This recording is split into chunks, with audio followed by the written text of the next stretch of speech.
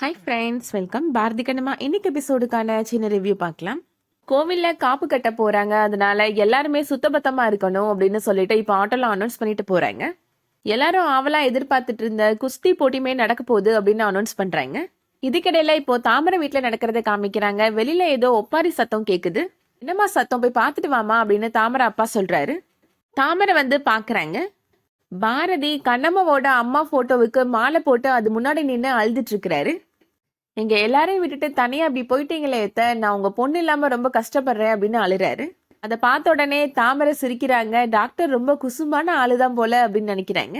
வீட்டுக்குள்ள வராங்க. தாமரை அப்பா என்னமா ஆச்சு அப்படின்னு கேக்குறாங்க. என்னோட வாயால எப்படி சொல்லுவேன், நீங்களே வந்து பாருங்க அப்படின்னு எல்லாரையும் கூப்பிட்டு வராங்க. கண்ணம்மா அப்பா எல்லாருமே வந்து பாக்குறாங்க. கண்ணம்மா மாமா கணபதி இப்போ மைக்ல சொல்றாரு. பார்வதி அக்காவோட கணவர் சண்முகமும் அவங்களோட மகள் கண்ணம்மாவும் வந்து மலர் தூவி மரியாதை செலுத்துவாங்க அப்படின்னு சொல்றாரு. ஊர் மக்கள் எல்லாருமே இப்ப அவங்க 2 பேரையும் கூப்பிடுறாங்க. கணபதி சொல்றாரு, என்ன கண்ணம்மா வரவே மாட்டேன்ற, போட்டோல இருக்கிறது உங்க அம்மா, அவங்களுக்கு 32வது நினைவு நாள், ஊர் மக்கள் எல்லாரும் மரியாதை செலுத்துறாங்க, நீயும் வா கண்ணம்மா அப்படின்னு கூப்பிடுறாரு. தாமரை அப்பா சொல்றாரு, போய் உங்க அம்மாவுக்கு அஞ்சலி செலுத்திட்டு வாமா அப்படின்னு சொல்றாரு. கண்ணம்மா அப்பாவும் வேற வழி இல்லாம இப்ப வந்து மலர் தூவி அஞ்சலி செலுத்துறாங்க. அடுத்ததா கணபதி சொல்றாரு, இன்னும் கொஞ்ச நேரம் கழிச்சு நம்ம ஊர் கண்மாயில எங்க அக்கா பார்வதிக்கு அவங்க மக திதி கொடுக்க போறாங்க அப்படின்னு சொல்றாங்க. அதுக்கப்புறமா எல்லாருக்கும் அன்னதானம் வழங்கப்படும் அப்படின்னு சொல்றாங்க. கண்ணம்மாவுக்கு கோபம் வந்துருது. என்ன நினைச்சிட்டு இருக்கிறீங்க, நீங்க இழுத்த இழுவைக்கெல்லாம் நான் வருவேன் நினைச்சீங்களா, திதி கொடுக்கலாம் நான் வரமாட்டேன் அப்படின்னு சொல்லிடுறாங்க. பாரதி சொல்றாரு, நான் என்ன உன்னை பார்க்குக்கோ ஹோட்டலுக்கா கூப்பிட்டேன் அப்படின்னு கேக்குறாரு. திதி கொடுக்க போறது உன்னோட அம்மாவுக்கு, அதனால தானே உன்னை கூப்பிட்டேன் அப்படின்னு சொல்றாரு. உங்க அம்மாவோட ஆன்மா சாந்தி அடையணும்னு நினைச்சேன்னா நீ அவங்க மேல பாசம் வச்சிருந்தேன்னா வா அப்படின்னு சொல்றாரு. இல்லாட்டினா நீ ஒண்ணு வரவேணா அப்படின்னு பாரதி சொல்லிடுறாரு. கண்ணம்மா அப்பா சொல்றாரு, நியாயமா பார்த்தா உங்க அம்மாவுக்கு நான் தான் திதி கொடுத்துருக்கணும் அப்படின்னு சொல்றாரு. இப்போ டாக்டர் அதுக்கு ஏற்பாடு பண்ணி கூப்பிடுறாரு. நம்ம போய் திதி கொடுத்துட்டு வந்துடலாமா அப்படின்னு சொல்றாரு. வரலைன்னா விட மாட்டீங்கல்ல, சரி வரேன் அப்படின்னு கண்ணம்மா சொல்லிடுறாங்க.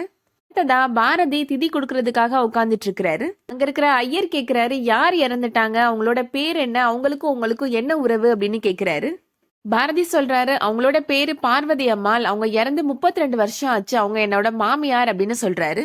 பரவாயில்லையே, 32 வருஷம் கழிச்சு உங்க மாமியாருக்கு திதி கொடுக்குறீங்க, உங்களை மாதிரி ஒரு மருமகன் கிடைக்க ரொம்ப கொடுத்து வச்சிருக்கணும் அப்படின்னு சொல்றாரு ஐயர். கண்ணம்மாவையும் பாரதி பக்கத்துல வந்து உட்கார சொல்றாரு ஐயர். 2 பேரும் சேர்ந்துதான் திதி கொடுக்கணும் அப்படின்னு சொல்றாரு. நான்லாம் வரல அப்படின்னு கண்ணம்மா சொல்றாங்க.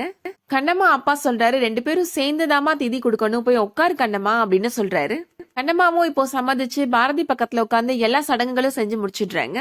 அடுத்ததா ஊர் மக்கள் எல்லார்ட்டையும் கண்ணம்மாவோட மாமா கணபதி சொல்றாரு, ஊர் மக்கள் எல்லாருக்கும் டாக்டர் பாரதியும் அவங்க மனைவி கண்ணம்மாவும் இணைந்து அன்னதானம் வழங்குவாங்க அப்படின்னு சொல்றாரு. இவர் கூட சேர்ந்துலாம் என்னால அன்னதானம் பண்ண முடியாது அப்படின்னு கண்ணம்மா சொல்றாங்க. கண்ணம்மா அப்பா சொல்றாரு, இவ்வளவு தூரம் பண்ணியாச்சு இல்லம்மா, அன்னதானம் தானே, அதையும் போட்டுருமா அப்படின்னு சொல்றாரு. அடுத்ததா ஹேமா அவங்க வாசல்ல உட்காந்து ஹோம்ஒர்க் பண்ணிட்டு இருக்கிறாங்க. பாரதி கணபதி லட்சுமி 3 பேருமே இப்போ கண்ணை கட்டி விளையாண்டுட்டு இருக்கிறாங்க. இது வழியா ஒரு ராட்டினம் கொண்டு போறாரு ஒருத்தர். ஒரு நிமிஷம் நிப்பாட்டுங்க அண்ணே, என்னோட பொண்ணு இதுல போகணும்னு ஆசைப்பட்டுட்டா அப்படின்னு சொல்றாரு பாரதி. ஒரு பொண்ணுக்காக எல்லாம் ஓட்ட முடியாது சார் அப்படின்னு அவர் சொல்றாரு. இந்தாங்க 500 ரூபாய், என் பொண்ணுக்கு ஆசை தீர்ற வரைக்கும் இந்த ராட்டினத்தை சுத்துங்க அப்படின்னு சொல்றாரு பாரதி. லட்சுமியுமே ரொம்ப சந்தோஷமா இப்போ அந்த ராட்டினத்துல ஏறி சுத்திட்டு இருக்கிறாங்க.